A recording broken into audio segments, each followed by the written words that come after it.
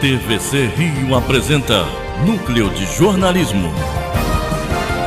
Apresentação: José Carlos Madureira. Pessoal, mais uma vez estamos aqui com o Núcleo de Jornalismo da TVC Comunitária, canal 6 da NET, para traduzir, refletir, debater, dialogar sobre as eleições, sobre o rumo que o Brasil está tomando, sobre o rumo que o Rio de Janeiro está tomando, os principais estados da federação, e cada vez mais contribuir com a reflexão sobre a política, sobre a eleição, sobre os candidatos, sobre as propostas. Estamos aqui diante já do segundo turno, passando o próximo final de semana, o outro final de semana já é a votação do segundo turno da eleição, e vamos discutir hoje aqui, eu e meu amigo Moisés, que estamos aqui mais uma vez nessa jornada, analisando aqui o processo eleitoral de 2018, que é um processo ímpar na história do Brasil, e também com repercussão internacional. Moisés, estamos aí nesse segundo turno, já começou a campanha na televisão, no rádio, as pessoas estão na rua, calorosamente debatendo suas ideias, seus candidatos.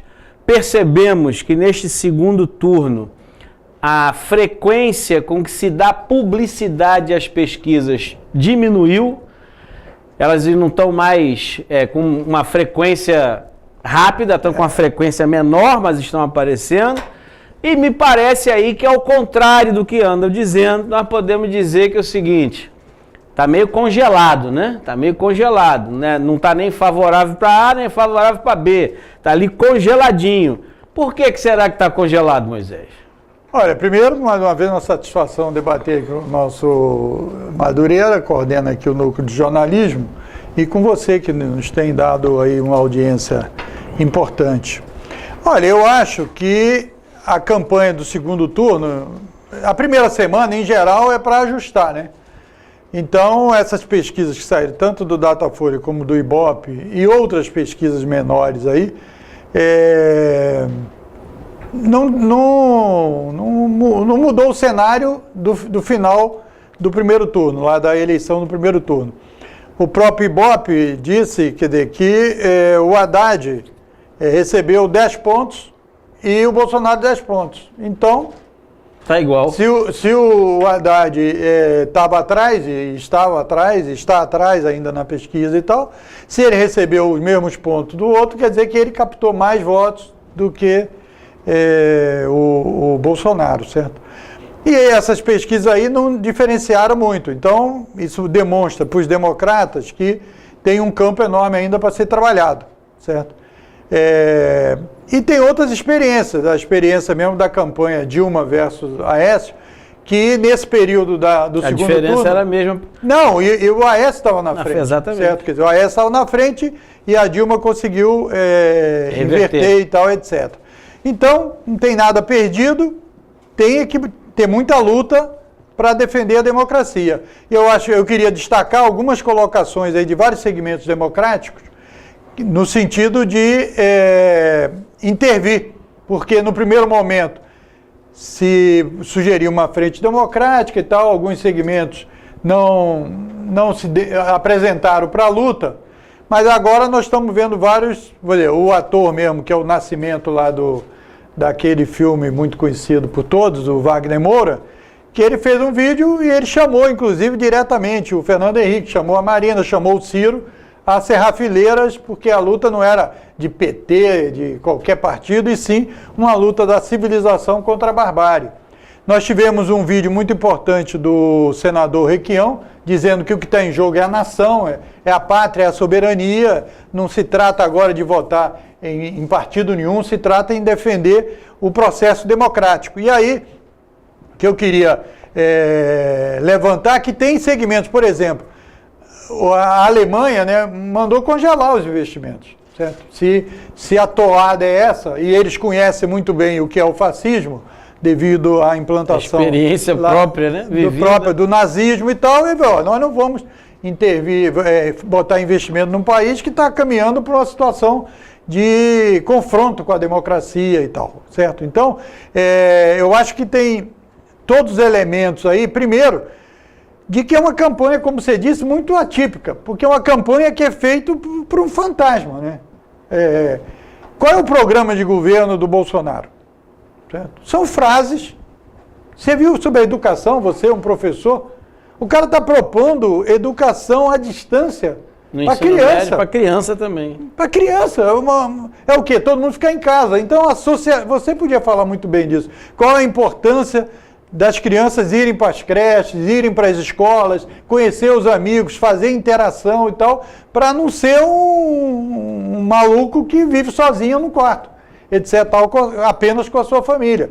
Então, quer dizer, isso é um atraso. Inclusive, vários segmentos bem conservadores, como o Reinaldo Azevedo, como o Vilas, da Jovem Pan e tal, estão metendo o sarrafo, dizendo que, pô, isso é uma maluquice. Esses segmentos que demonstram um certo arrependimento, eles não assumem o arrependimento, mas eles também são responsáveis pelo surgimento desse fenômeno aí do Bolsonaro, que é um fenômeno da destruição da política.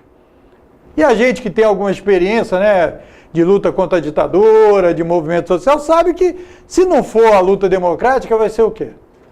Vai ser o quê? A porrada? Vai ser o quê? Fazer milícia, cada um faz sua milícia e tal. A gente já conheceu a experiência do Líbano, que é uma experiência mais próxima, né?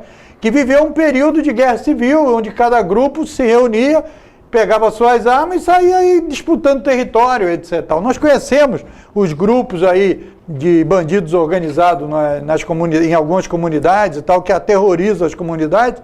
E isso não é uma vida que a gente deva querer para os nossos filhos, para os nossos netos.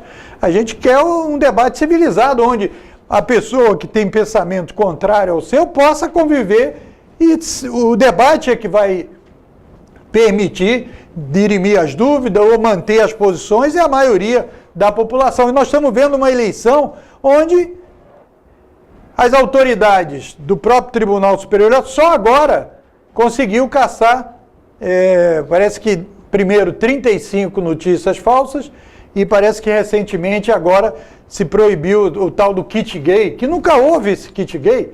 Então, quer dizer, isso é uma fantasia. O cara está se posicionando contra um candidato, dizendo que ele é a favor de um kit gay, um kit gay que não existe. Certo? Inclusive o Bolsonaro mentiu no programa do Jornal Nacional, quando fez a entrevista, levantou uma cartilha que não pertence a nenhum kit gay. Certo?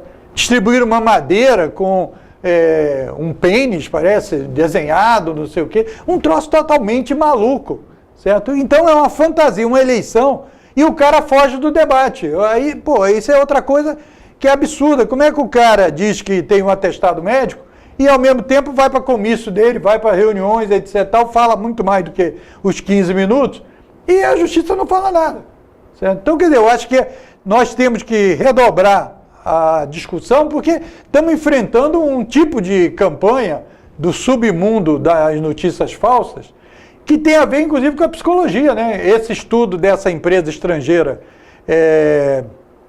Analytic, não sei o que Analytic, certo? Que estudou o perfil psicológico das pessoas pelo Facebook. Eles conseguiram 50 milhões de contas do Facebook, de perfis, nos Estados Unidos. Isso é um hacker, né? Porque foi hackeada. Foi hackeada. Foi hackeada. O Facebook diz que não deu para ninguém. Mas ficou uma coisa meio estranha para o Facebook, tanto é que caiu muito o preço do Facebook. Eles tiveram que ir ao Senado americano, norte-americano e tal, se explicar lá, o presidente lá do Facebook. Ou foi hackeada ou houve uma falha de segurança do processo de guardar os dados, e eles obtiveram o que as pessoas fazem no Facebook, por exemplo. O que a pessoa pesquisa, o que a pessoa gosta de ver, o que ele dá o like, etc, etc. Aí faz um perfil com um software, um algoritmo, né? Faz um perfil, esse cara aqui gosta de conspiração. Acredita em conspiração, acredita em Papai Noel, acredita nisso. Tá? Então o cara chega e vai influenciar esse cara com a notícia falsa. Foi mais ou menos o que o nego fez lá no Trump, né? Quer dizer, o Trump, porque o Trump era a solução, etc. Quando ninguém esperava aquilo. Mas, então, um estudo pormenorizado, assim, de psicológico, um troço que é importante, inclusive, ser analisado com mais profundidade. Inclusive, a BBC Brasil, né, fez várias matérias no final de dezembro de 2017, em dezembro de 2017, fez uma outra matéria agora importante para se analisar como é que isso pode influenciar a democracia. Então a democracia está em perigo, né? Porque se você, no processo, o que é a democracia? Você fazia campanha com comício, fazia com panfleto, com galhardete, com adesivo, ia para debate, organizava reunião. Então hoje não se faz mais nada disso. O cara se esconde, põe uma máscara qualquer e começa a distribuir notícias contra os outros e quase nada a favor. Tanto é que toda vez que se choca com as posições, o cara recua. Ele não tem posição. Eletrobras não vai ser mais privatizada. Ele disse que não vai privatizar a Eletrobras. É claro que, da mesma forma que ele muda de posição, assumiu o governo, não, tem que privatizar e tal. O pré-sal estaria defendido, etc. Então, acho que isso é que deve mobilizar, porque é o seguinte, não é votar, nem quem concorda com a Haddad, certo? É votar contra esse tipo de coisa que a gente não sabe o que é. O cara defendeu o fechamento do Congresso, o cara defendeu a tortura, o cara defendeu que tem que matar mais gente do que a ditadura matou e tal. O que é isso? Pois é, isso é uma onda, eu gosto muito de chamar a atenção da seguinte coisa. No segundo turno da eleição de 2018, nós temos que derrotar um candidato. É um candidato que, e já falando abertamente, como eu já disse aqui, a TV comunitária tem lado, né? É o lado da democracia. Então, em 2018, a democracia, no segundo turno das eleições, tem que derrotar o neofascismo, tem que derrotar o neonazismo, a visão antinacional. A visão antinacional. Por que eu estou falando isso? Essa mentalidade se expressa hoje em uma candidatura. Só que esse debate sobre esse tipo de mentalidade na sociedade brasileira tem que continuar depois das eleições, porque, volto a dizer, não é um personagem que precisa ser desmontado. Para a eleição precisa desmontar o personagem. Para a civilização democrática, para que a gente não caia na barbárie, a gente precisa enfrentar essa mentalidade fascista, neonazista que está tomando corpo nas eleições. Inclusive, né? Porque ela existia, exato, mas ela estava na defensiva, exato, absoluta. Estava lá no canto do ringue. E ela foi agora alçada. Tanto é que tem pessoas que fazem maluquice. Exatamente. Nesse momento eu não quero cobrar de quem tirou o gênio da garrafa, porque não é o debate agora, mas veja, a gente precisa cobrar das instituições brasileiras, que é judiciário, as instituições educacionais. Vou dizer aqui para você que está em casa, tem escola aqui no Rio de Janeiro, privada, que está botando seus alunos em forma no pátio e ensinando a fazer saudação nazista. Vou trazer o vídeo aqui no próximo programa para mostrar. Repito, tem escola do setor privado aqui no Rio de Janeiro que está botando aluno dentro da escola para aprender a fazer saudação nazista. É nessa hora, Moisés, que a gente tem que dizer o seguinte, o que nós precisamos é de escola com democracia. A primeira instituição que precisa defender a democracia na sociedade são as instituições educacionais, porque ali está a construção dos valores de uma civilização, de uma sociedade. E nós estamos na eleição porque alguém lutou pela democracia. Exatamente. Porque durante muitos anos, 20 anos, não teve eleição. Exatamente. Ou teve eleições... Só participava uma pequena parcelinha. Ou então e eleições que nem todo partido, nem toda visão podia se expressar. E eleições meio consentidas, tinham dois partidos, o MDB, o MDB e a Arena, depois foi modificando e tal. Então, nós estamos em democracia, agora como é que pode usar a democracia para defender fechamento de Congresso? É um contrassenso isso. A mesma coisa, mas é que eu tenho conversado com muita gente na rua. Imagina só a seguinte situação. A pessoa apresenta a seguinte proposta. Vamos liberar a possibilidade dos brasileiros, do cidadão comum, ter porte de arma. Eu fico imaginando assim, a seguinte situação. Imagine um morador de comunidade, cidadão, trabalhador, que tem família, que acorda cedo, vai todo dia para o trabalho, bota o filho na escola. Aí você, ele está dizendo assim, cidadão, você pode ter uma arma. Aí eu fico perguntando assim, o que vai adiantar o cidadão ter uma 38 se ao redor dele você tem a milícia com fuzil, o tráfico com a R-15 que derruba helicóptero, aí depois vem a polícia, aí depois vem a Força Nacional. Aí eu pergunto, do que vai adiantar aquele 38 na mão daquele cidadão? A pessoa que mora em comunidade, ela tem que começar a observar a seguinte questão. Quer dizer que a solução para combater violência é mais violência? É autorizar a polícia a matar indiscriminadamente? Porque, por exemplo, deu em todos os jornais essa semana o discurso que foi feito para a tropa. O discurso que foi feito para a tropa foi assim, ó, o cidadão de bem tem que ser protegido. E quem é esse cidadão de bem que tem que ser protegido? Foi claro no discurso, é a PM. Ou seja, o discurso está autorizando uma instituição a usar da violência indiscriminadamente. Não, e eu acho que é importante isso que você está falando, desmascarar isso, porque, veja, isso não protege os policiais. Então, é importante que isso é uma ilusão. Já tem, os dados demonstram que, por exemplo, agora nas Filipinas, por exemplo, certo? O presidente foi eleito lá exatamente isso. Tem que, tal. Já tem 12 mil mortos, certo? Porque o que nós vimos das balas perdidas aí? Será que se esqueceram? Aquela criança que estava no carro e que o cara achou que era um bandido, etc, tal, deu tiro, etc. Depois pergunta, não adianta perguntar depois. O cara que estava com guarda-chuva e disseram que foi uma arma, quem manda estar à noite com guarda-chuva? É isso? Exatamente, porque isso não protege os policiais, tem que proteger as forças militares. Outra coisa, nós estamos com a intervenção militar no Rio. A intervenção militar está todo mundo armado. Reduziu a violência, diminuíram os crimes, diminuíram as mortes, certo? Eu recebi uma informação hoje que diminuiu o roubo de celular. Diminuiu o roubo de celular. Mas as vidas, qual o problema das vidas? Né? O importante é que diminuiu o roubo de celular. As vidas é um detalhe. Vida exatamente. É um detalhe. Então, veja bem, tem que proteger as pessoas, tem que fazer policiamento ostensivo, mas você entregar a arma a todo mundo, certo? A gente Suicídio tem um exemplo coletivo. norte-americano.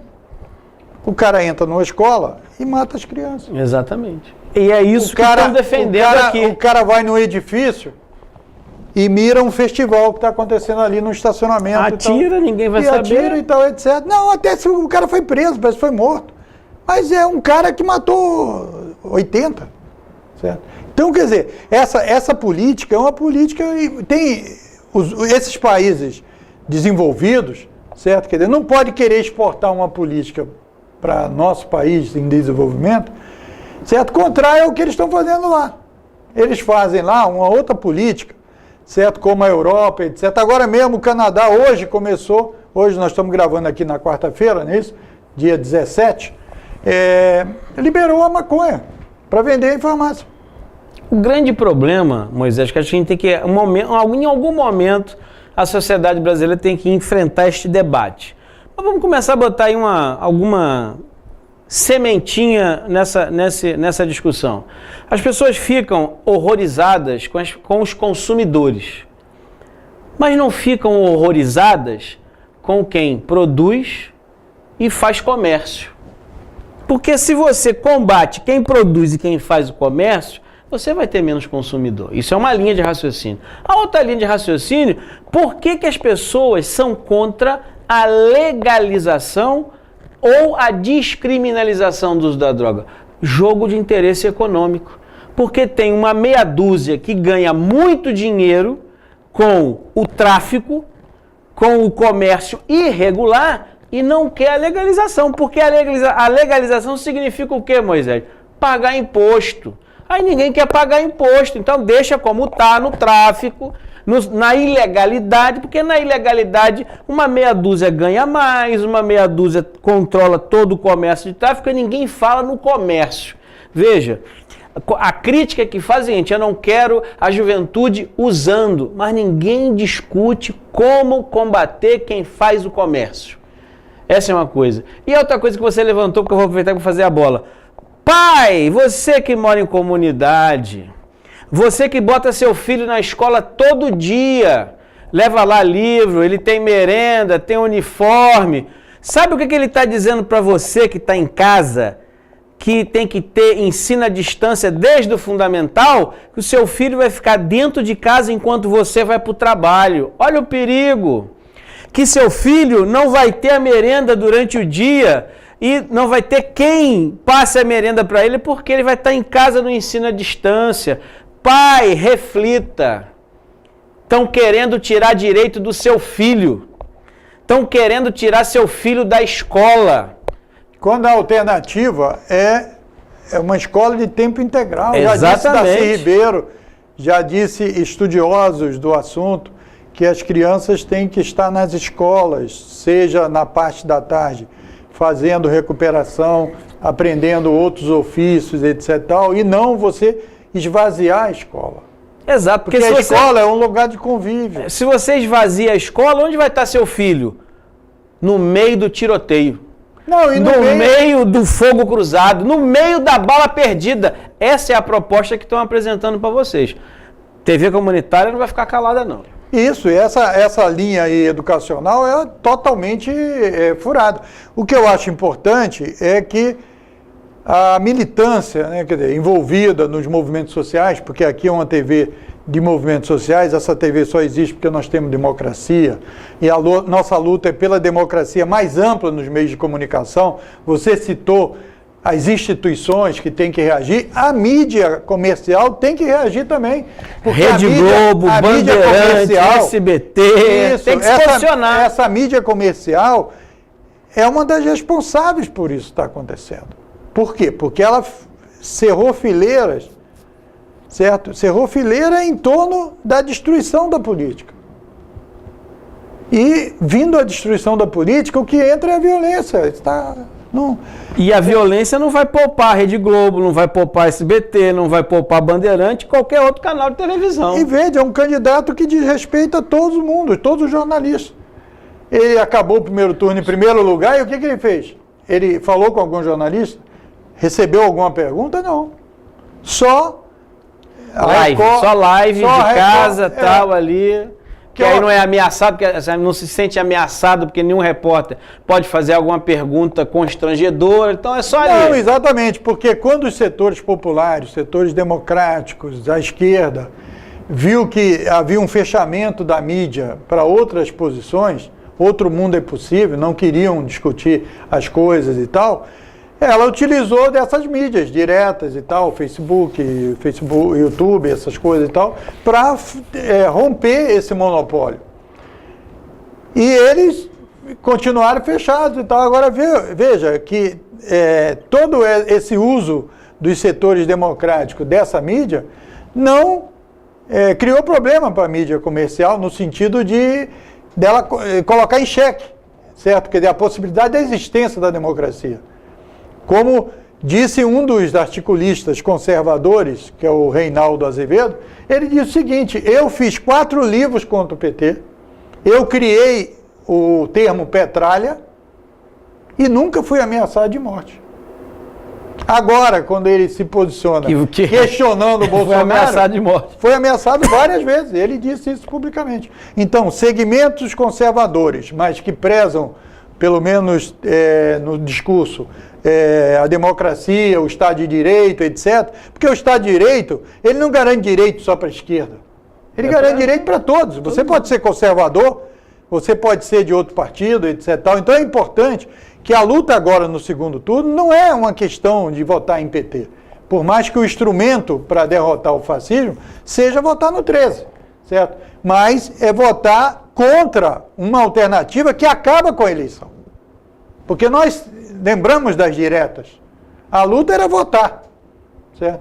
No primeiro momento teve o quê? 14 candidatos, né? Brizola, Lula, Mário Covas, sei lá quem, uma série de Ulisses, parece, vários candidatos do campo democrático, do centro-direita até a extrema esquerda e tal, tudo usando a democracia, utilizando a democracia, defendendo a democracia e tal.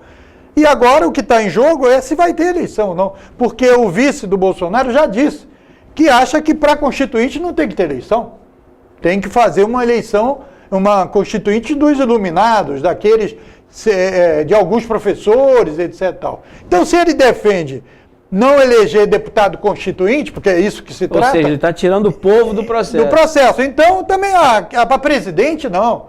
Não precisa de eleger para presidente. Vamos eleger só para vereador. Certo? E com isso, você vai terminando com a democracia. Então, é importante que quem participou dessas eleições, que perdeu o primeiro turno, que não está no segundo, entenda isso. Porque o que está em jogo não é, não, vou me preservar para daqui a 4 anos. Pode não existir eleição daqui a 4 anos. Exatamente. Você que está em casa acompanhando a TV comunitária Canal 6 da NET, entenda que o nosso papel neste momento é muito claro. Vamos debater propostas, vamos debater ideias para ajudar a esclarecer você que está em casa, na reflexão, na compreensão, para que você tome a sua decisão livre e soberana. Mas sempre dizendo de forma clara e taxativa, a TVC Canal 6 da NET tem lado, e é o lado da democracia. Quanto a isso, nós não temos dúvida. Só antes de você terminar, porque é o seguinte, a nossa programação demonstra isso. Nós temos aqui na grade da TV um espectro amplo de participação. Tem segmentos que têm uma posição diferenciada de outros, da própria direção da TV, e todos eles ocupam a grade para defender os seus pontos de vista. Exatamente. Nós mesmo vamos ter um programa aqui na grade da TV nesses próximos dias, que vai ouvir candidatos ao governo do Estado, por exemplo, registrado no TRE e tal, etc., para fazer uma entrevista com um, uma entrevista com outro, e dentro de uma lógica que pode ser diferente da lógica da direção da TV e tal. Então, nós praticamos a democracia aqui na TV da mesma forma que nós queremos e defendemos e vamos defender sempre a democracia para todo o povo brasileiro. Exatamente. Isso é exercer a cidadania, é o canal da cidadania, isto é exercer a democracia. Não esqueça, você pode acompanhar a TV Comunitária pelo www.tvcomunitaria.rio e também pelo aplicativo no celular, não esqueça. Então você não tem como perder a programação da TV Comunitária. E também não esqueça, TVT todo dia às 19 horas aqui na TV Comunitária do Rio de Janeiro. Moisés, muito obrigado. Pessoal que está em casa, até a próxima. Consciência, reflexão e vamos à frente na defesa da democracia. TVC Rio apresenta Núcleo de Jornalismo. Apresentação: José Carlos Madureira.